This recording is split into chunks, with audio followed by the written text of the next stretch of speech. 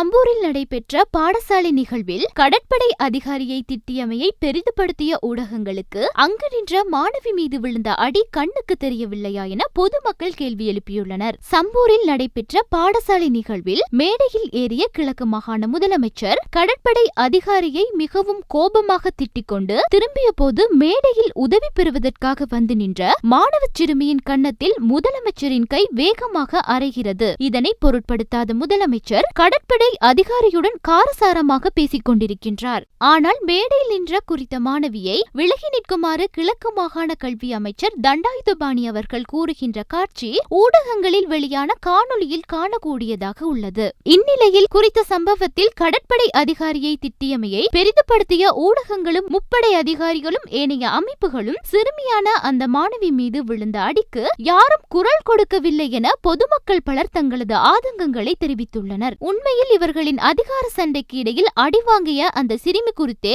மனிதநேயம் உள்ளவர்கள் சிந்தித்திருக்க வேண்டும் என்பதே பலரது ஆதங்கமாக உள்ளது.